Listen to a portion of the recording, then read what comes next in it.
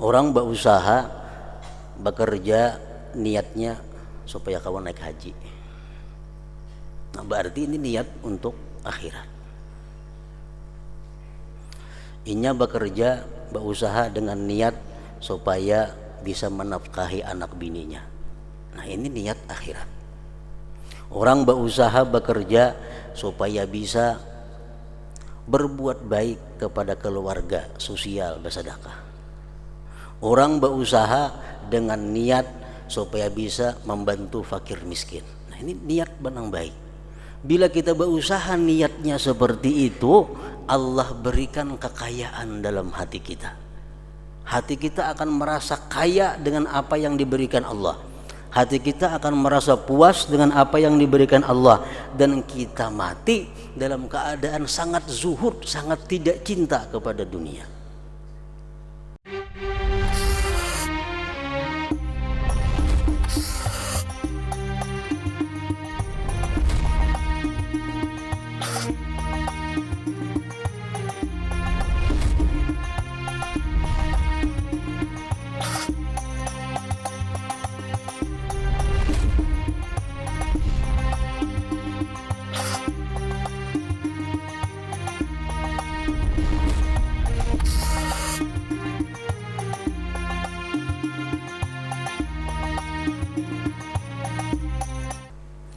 Bismillahirrahmanirrahim. Alhamdulillahi rabbil alamin.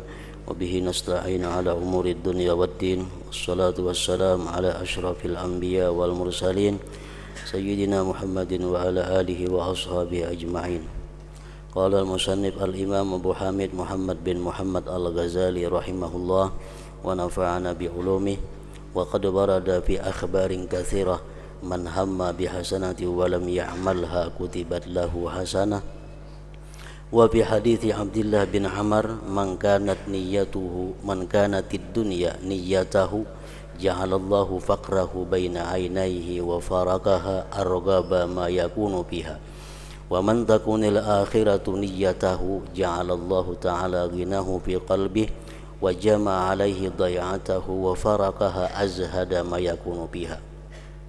Wa bi hadithi Ummi Salamah anna Nabiyya sallallahu alaihi wasallam zakara jaisan yukhsabu bihim bil baida faqultu ya Rasulullah yakunu bihim al mukrahu wal ajir faqala yuhsyaruna ala nijatihim. Wa qala Umar radhiyallahu anhu sami'tu Rasulullah sallallahu alaihi wasallam yaqul innama yaqtatilul muqtatilun ala niyyat ila akhir. Makna daripada kalam Al-Imam Hujjatul Islam Abu Hamid Al-Ghazali rahimahullah wa nafa'ana bi ulumih, telah mendatang dalam hadis-hadis yang banyak. Di antaranya man hamma bi hasanati wa lam ya'malha kutibat lahu hasanah. Artinya barang siapa bercita-cita dengan suatu kebaikan dan ia tidak mengamalkannya, niscaya ditulis sebaginya satu kebaikan. Nah, maksud daripada ini hadis adalah orang-orang yang sudah membulatkan tikadnya, hatinya sudah bulat, sudah mantap untuk berbuat satu kebajikan. Namun karena ada sesuatu halangan yang kada bisa dihindari, sehingga dia tidak sempat atau tidak jadi melakukan apa yang diniatkannya atau dicita-citakannya itu, maka dia mendapat satu kebaikan, satu pahala di sisi Allah Subhanahu wa ta'ala. Nah, ini salah satu di antara keutamaan niat seseorang.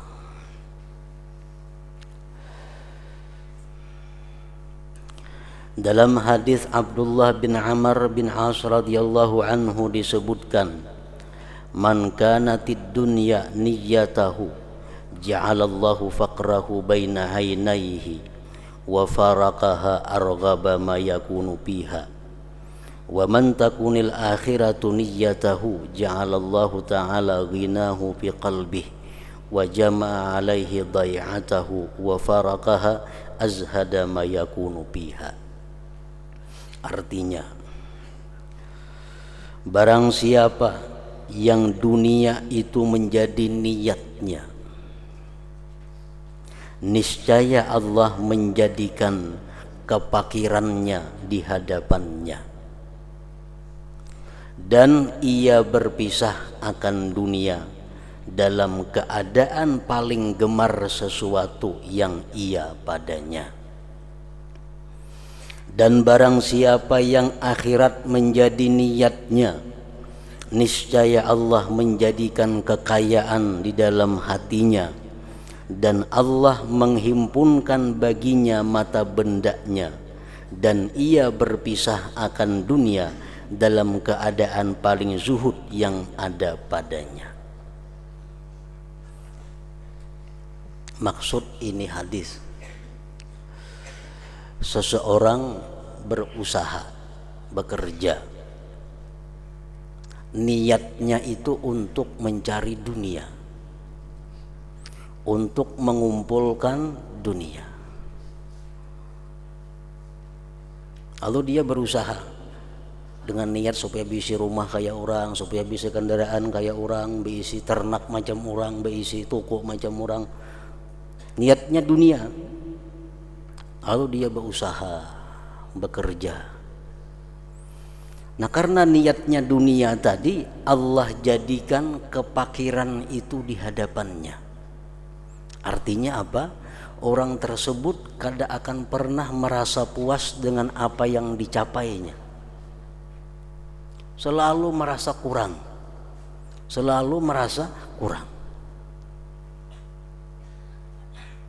Dan Allah matikan dia dalam keadaan dia sangat cinta kepada dunia itu. Nah, ini orang-orang yang bekerja, orang-orang yang berusaha dengan tujuan adalah dunia. Bagawi, mengapakah? Tujuan hendak besi rumah kayak orang, hendak besi kendaraan kayak orang, hendak besi macam-macam perhiasan kayak orang, hendak nukar baju yang baik-baik kayak orang. Nah, itu ngarannya tujuannya mencari duit untuk dunia. Dihukum oleh Allah, pertama hidup selalu fakir, hatinya selalu kada pernah merasa kaya, dan mati dalam keadaan sangat cinta kepada dunia. Ini mati yang paling sakit ngarannya. Jadi kematian itu, sakitnya orang mati itu adalah lebih banyak sakitnya kepada sakit batin, sakit rohani, sakit hati. Kalau sakit awak itu masih kada seberapa. Kalau orang sakit awak tuh masih bisa tertawa. Tapi kalau orang sakit hati, tatawagin kayak menangisnya. Nah, orang yang mati itu kebanyakan sakit itu sakit hati. Kenapa sakit hati? Karena dia berpisah lawan orang-orang dengan benda-benda yang dia sangat cinta. Nah, di situ sakitnya kematian. Sakitnya kematian di situ. Jadi orang-orang yang berusaha, bekerja dengan tujuan dunia tadi, matinya sakitnya luar biasa. Kita bayangkan, kita berisi rumah, kita berisi kendaraan, kita berisi kebun, kita berisi toko, kita banyak berisi perhiasan. Nah, kemudian satu saat nanti kita akan dipisahkan Tuhan dengan itu. Rumah nang bagus sudah kada jadi ampun kita lagi, kendaraan nang ada bukan ampun kita lagi, kabun nang banyak bukan ampun kita lagi, toko nang banyak bukan ampun kita, perhiasan nang banyak bukan ampun kita, jabatan nang ada ditinggalkan. Nah, bayangkan kayak apa sakitnya hati kita.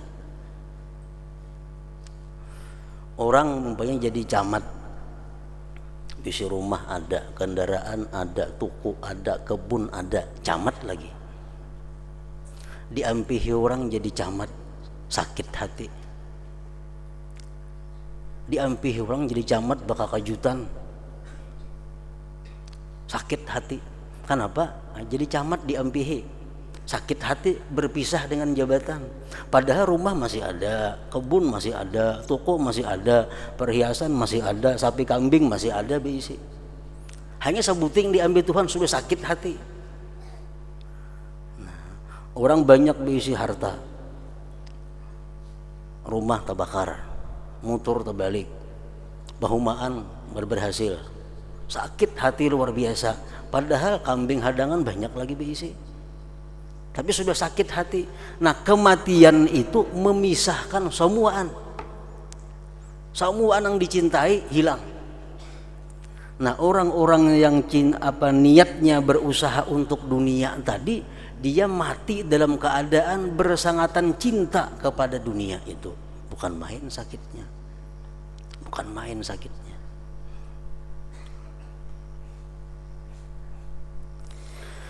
Nah, lalu sambungan hadis ini, siapa-siapa yang adalah niatnya itu akhirat, niatnya akhirat, itu Allah jadikan kekayaan dalam hatinya, dan Allah himpunkan mata bendanya, dan Allah matikan dia dalam keadaan sedikit pun tidak ada cinta kepada dunia. Nyaman matinya tuh, nyaman matinya.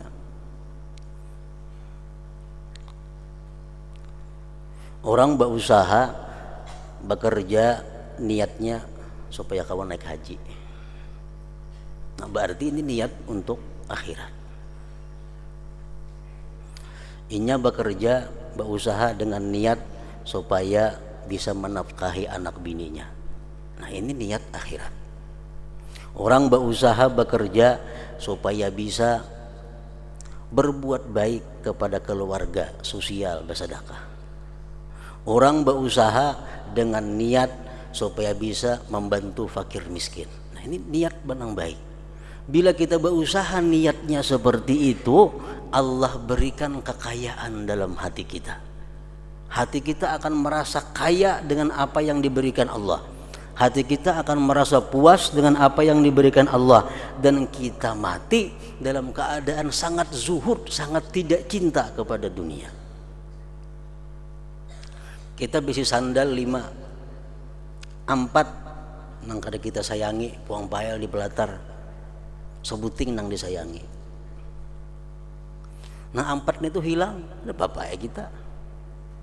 4 tuh hilang, tapi kita kada sayang lawan sandal itu, sakitlah hati. Kenapa? Kenapa? Karena kita zuhud dengan sandal itu. Kita zuhud dengan sandal itu, hilang ke-4-nya, ya tuh ada apa? Nah, kaitulah orang-orang yang berusaha dengan niat akhirat, dia mati dalam keadaan sedikit pun hatinya tidak ada mencintai dunia. Matinya lalu nyaman.